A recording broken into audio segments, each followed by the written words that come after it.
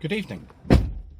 Today is the 29th of June and it's time for yet another very vague, very rambling and maybe even slightly self-indulgent vlog.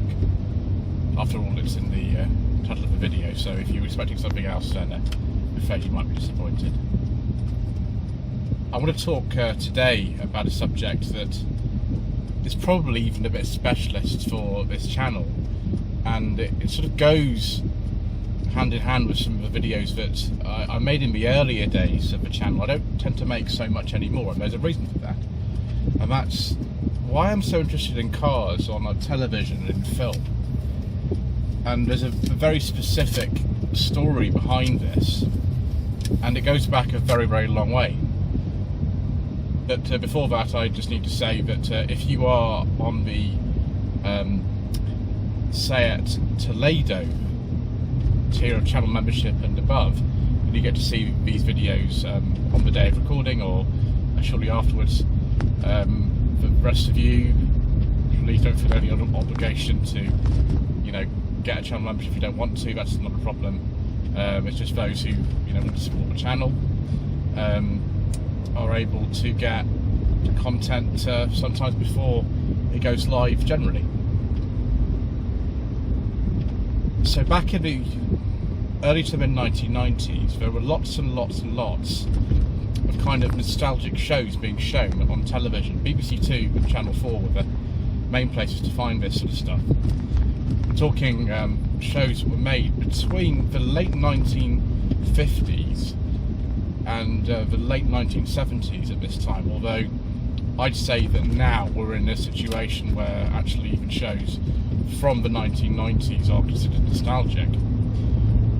The earliest stuff that I'm interested in is a thing called H.G. Wells' Invisible Man, which is one of a huge number of television series based on that intellectual property. Of course, it's in the public domain now anyway, so if you want to make shows about H.G. Wells' Invisible Man, then well, you can make as many of those as you like without any fear of anything, really.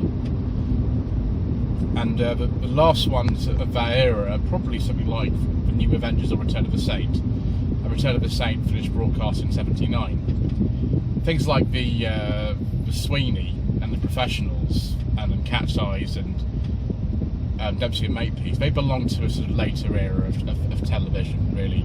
The way that they're made is quite different from a lot of the stuff. Principally made by a company called ITC. ITC were, wow, how do I put this? They were one of the most important companies in the growth of commercial television in this country, if not in some ways the most important for a time. Obviously, people like Granada and Thames and everything else were important, but ITC were part of a company that, let's just adjust this up a little bit, there we go, part of a company which included ATV, if those of you remember that, ATV, which became Central. They were owned by a gentleman by the name of Lou Grade, who was a very kind of dominant sort of impresario, really, you call him, and he used to smoke a lot of cigars. ITC made programs like Thunderbirds and The Saint and The Champions, and Randall and Hocko Deceased, and Jason King, and Department S, and The Persuaders, and The Saint, and just all that stuff. And it's very much often along the kind of lines of the same sort of thing. You have the same writers, the same directors, the same actors and actresses very much working in the same place. A lot of them filmed at the same studios, very often at what is now Elstree Studios. We went through various names, but it's just called Elstree Studios these days, in Borehamwood in Hertfordshire. And it's just that kind of very distinctive format of what some people call action television, some people call it cult television. I don't really know what to call it, really. The exception to this, that genre, is the Avengers, which, as far as I'm concerned, is the best television programme ever made, ever. it's been something I've liked since 1995, and I still love it to this day. The Avengers pretty much introduced me to a sort of love for seeing cars on television. I like Bond films, I'm really into Bond films, you know, that's something that has come across in many episodes of whatever it is I've filmed. But the Avengers, for me, is even more important, and it's so dear to my heart that every year I attend a gathering that happens just near Elstree Studios in Hertfordshire in July. It's called Dead Man's Treasure Hunt. It's run for around 35 years. It's a very, very sort of specialist event. It basically celebrates all these programs that I've mentioned, from things like Nature Was Invisible Man right way through to the latest stuff's really sort of professionals, and goes and visits many of the locations that actually they were filmed at. There's loads of them in that area of the world. People who are into film and television history will actually call that area Avengerland, and I sometimes use that name as well. It's sort of out to kind of past Slough, sort of Maidenhead, and up to somewhere like Stevenage, and then down as far as somewhere like Barnet, and the west of it would be sort of somewhere like Enfield. That sort of area. It's around there. Pinewood was also used. Shepperton's slightly outside it, but some of the programmes, like with some of the Danger Man episodes, were filmed in Shepperton. So you know, people find these locations, and I visited them. Also, to get to the sort of point which I was going to say, the cars of the Avengers and, you know, the Saint and all these others are very, very interesting. Some of the earliest examples I've seen of product placement in terms of cars on television in things like the Avengers or the Saint. The Saint obviously has the Volvo P1800. The Avengers have Lotus Elan. These were cars placed by the companies. The Saint really wanted to use a Jaguar E-Type, but the head of publicity at Jaguar just wouldn't let them have one, and just said, well, we can sell all the cars that we need, we don't need any more publicity. And so they went to Volvo, who had an agreement with Jensen to use their factory to build the P1800 at the time, so it was quite good in that way. And they used the P1800 or various P1800 models from the start of the series in 1962 all the way through to the end in 1968, although broadcast ended in 69.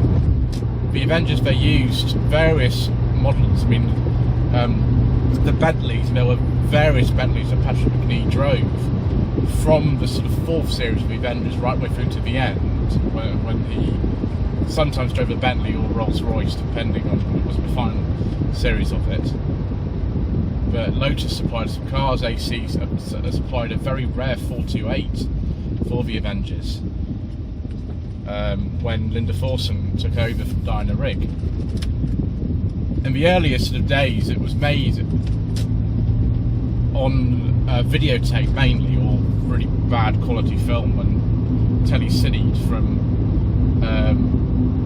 videotape onto 405 line television. It looks terrible, actually. The pre-65 episodes of the Avengers were all made at Teddington Studios rather than Elstree, and they were made just a way that, you know, something like Monty Python's Flying Circus was made, with, you know, video with film inserts, but actually worse because it was 405 line television, not 65. It was black and white, and the sort of location filming often done at night would make it look even worse. I mean, you use a tele-cine process to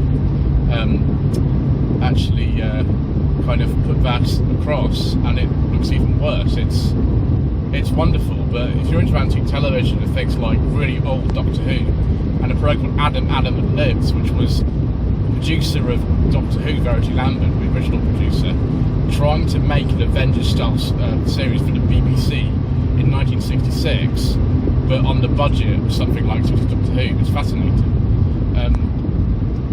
But the cars used in that, you know, has a Radford Mini DeVille, I think it is actually. So even the BBC, which I think supposedly not supposed to have product placement, they must have had someone offer them one of those. That car still exists, by the way. The Sweeney and Professionals are a very different type of television. They were made almost exclusively without using like actual sets and studios, although there are some exceptions to that, which I won't cover now. But if you think about Return of the Saint and Professionals were made at the same time, and they look 5 years apart. Professionals was a much more sort of forward-thinking tune. Return of the Saint just kind of recaptured the spirit of the original. And you know, Professionals is a thing we recognise the cars, the Dolomite Sprint and the TR7 and the Granadas and the Capris and the RS2000. And then there's Sweeney with you know, the Consul and Granadas and Cortinas and that kind of stuff. You know, these are all things that a lot of us sort of grew up watching or came to love later. And I think that's why I love this sort of stuff so much. It's this whole load of nostalgia. How we discovered it, even though, you know, the Avengers finished in '69 and I wasn't born till '82, so really it's the wrong era for someone like me, but I still think it's absolutely brilliant. Anyway, that's quite enough about my love of cars on film and television. I will maybe put a link to some of the videos I've made in that series. I'll turn the engine off now so I can adjust this up a bit. There we go, that's better. And maybe that's of interest to some of you, maybe it isn't, I don't know. Anyway, please put your thoughts in the comment section about the cars that you enjoyed seeing on television when you were growing up. I'd be interested to hear what is iconic for you. And thank you ever so much indeed once again for watching. This was very self-indulgent indeed, but I hope you enjoyed it nevertheless.